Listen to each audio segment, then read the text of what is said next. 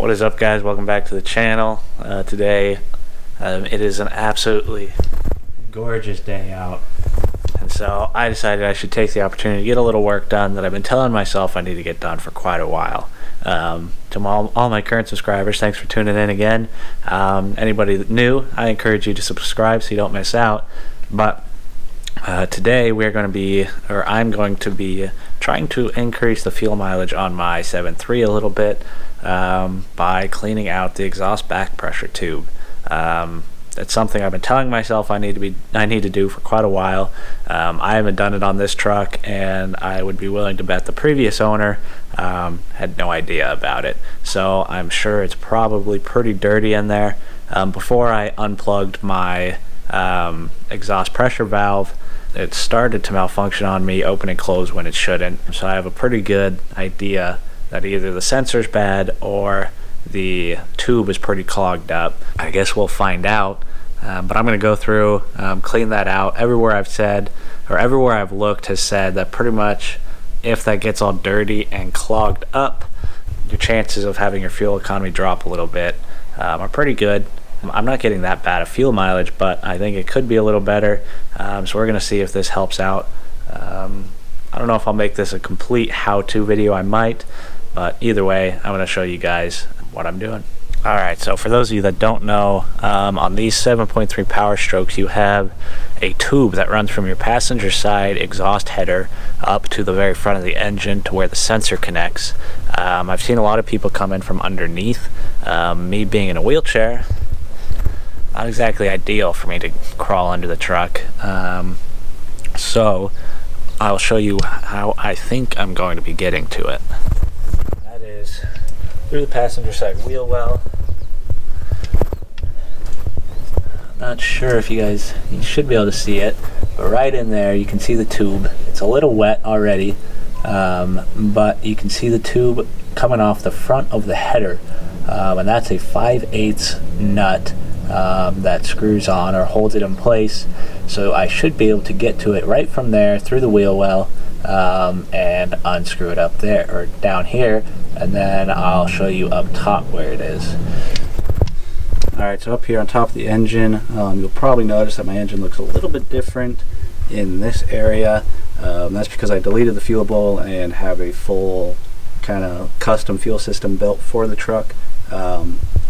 If you're interested in that video, it's on the channel. But what we're looking at is right here, you got your high pressure oil pump reservoir, and then down here you're going to have a little sensor.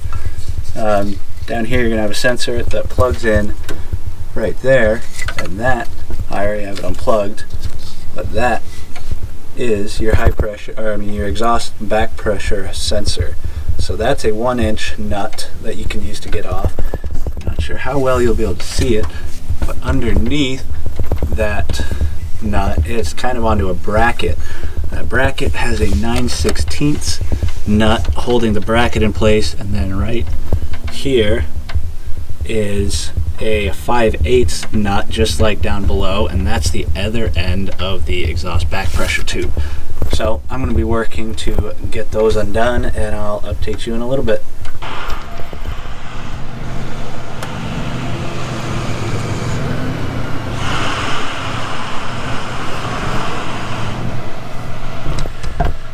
Alright, so here we go. We got it out. And as I suspected, well, first of all, so it kind of sits in the truck just like this. This attaches to the bottom of the sensor. That attaches to the front of the manifold. This one I got out through that hole like I had hoped for. Wasn't terrible. It was just coming out about an 1/8 turn at a time, which isn't always fun, but it got it out. This one isn't terrible either. You have to work around the fan if you have a full-size wrench. I don't have any snubby wrenches. That would have made both of these a lot easier, but it is what it is. I got it out with full-size wrenches. I'm not sure if you guys will be able to see this at all, but it is absolutely caked in there. Kind of as I expected.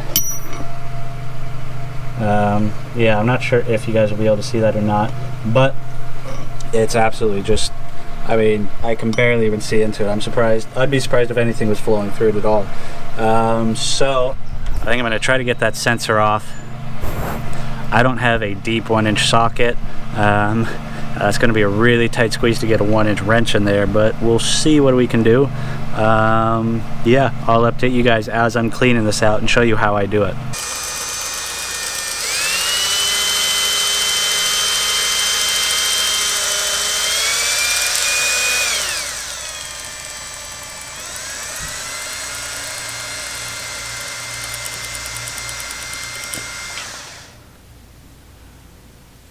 Alright guys, well, we got it all cleaned out.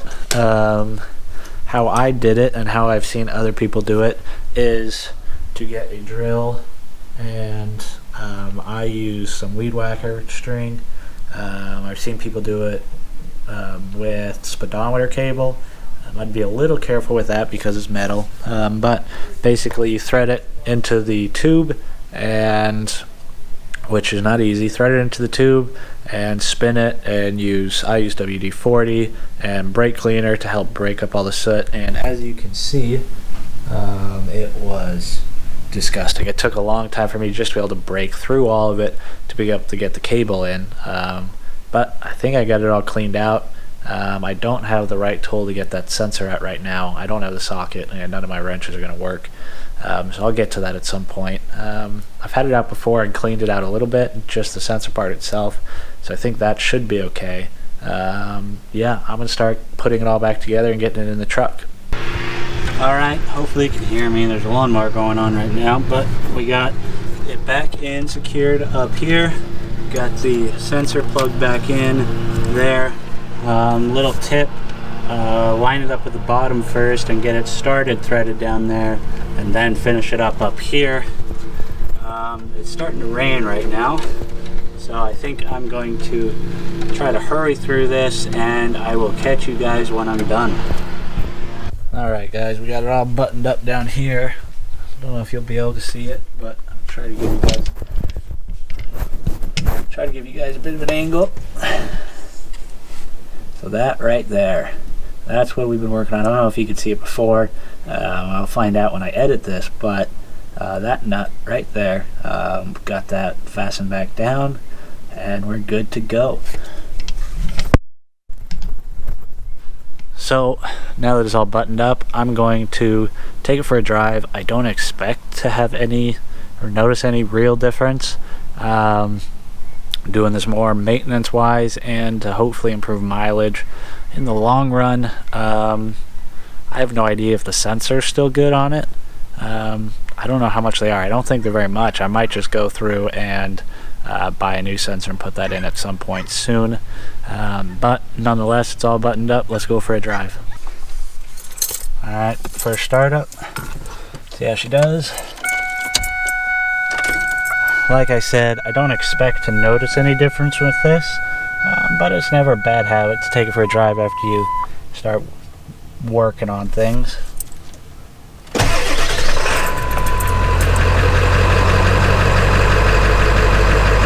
As it should. One thing I have noticed, and I don't know if it's just because it's warmer, but I was having a fluctuation with my idle, like I was trying to figure out whether it needed to warm up or not, or go into high idle mode, and I thought it was tuning. Right now, I mean, it's 71 degrees oil temp, and idle's holding rock solid, so I'll have to keep an eye on that and see if this fixes the idle fluctuation. I checked the CPS and there's no oil ICP. Check the ICP and there's no oil on that sensor, so we'll see. So we got the truck warming up. That's why it's a little noisy, obviously. We still have the fluctuation in idle. Hasn't gone away.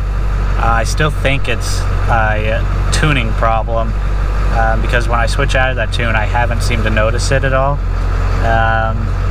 We'll see. Keep an eye on it. We're going to check for codes now.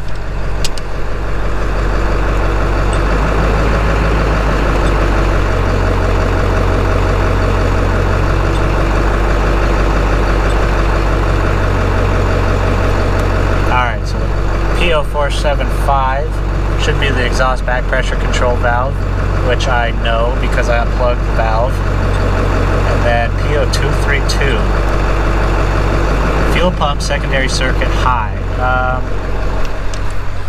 I've gotten that code before. I'm not 100% sure what the cause of it is.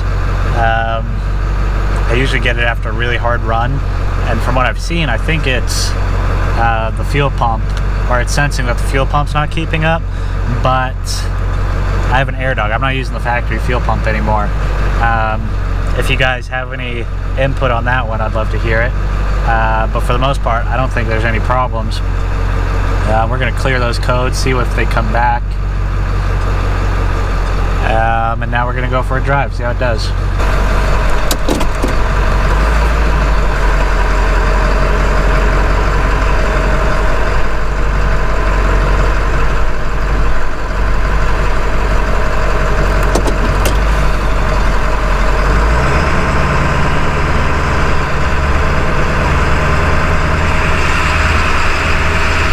Roll up the windows for you guys.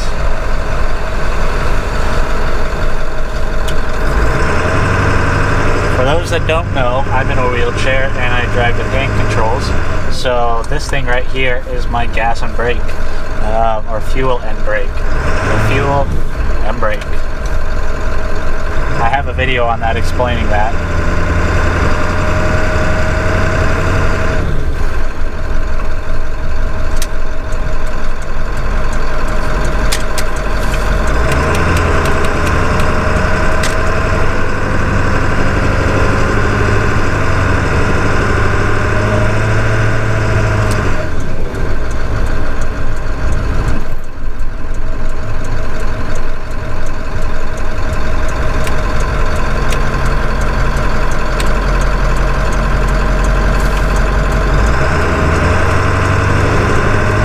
Right now, I don't really feel any difference.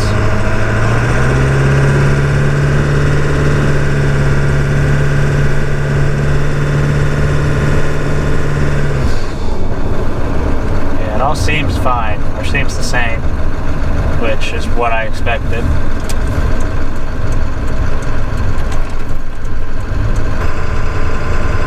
Right now I have my fuel pressure set at 55 psi or 56 psi. I think I'm going to bump that up a little bit. Most people say they try to run it over 60, which I think is a little excessive. But I think I could probably use with bumping it up a hair.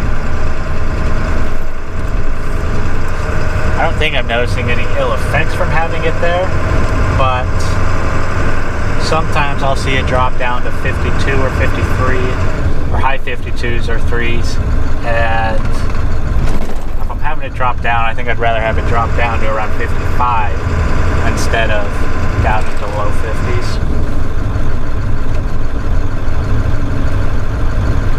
But overall, the truck seems to be doing fine. We'll get on it a little more here, not much.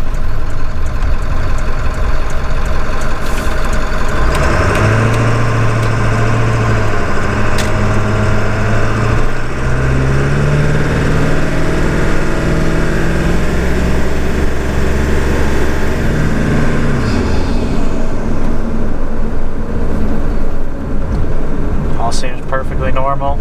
I don't think we're picking up any codes. Alright, I'll catch you guys back at the house. Alright, back at the house. Truck seems exactly as it always has, pretty normal. We'll scan for codes one more time. This is my Edge CTS. I just did a video on it, if you guys are interested. But scan for codes. No codes, we're good. So I think we're good. I know this probably wasn't a very exciting video, but it is one of those things. I'll keep you guys updated on if I tend to see, or if I think I start seeing better mileage off of this. Like I said, most people say they do, and that back pressure tube was completely clogged. Like, I don't think anything was going through it. So I'm glad I went through and did it. Wasn't a terrible job. Took me a few hours. If I can do it from a wheelchair and hobbling my butt around, I think you guys can get it done too. If you're new here and you're not subscribed, please subscribe. Don't miss out. We got a lot of stuff already happening, a lot of stuff that's in the works. I'd love to share it with you guys. To all my current subscribers, thanks. Leave a thumbs up, and I'll catch you guys on the next video. We'll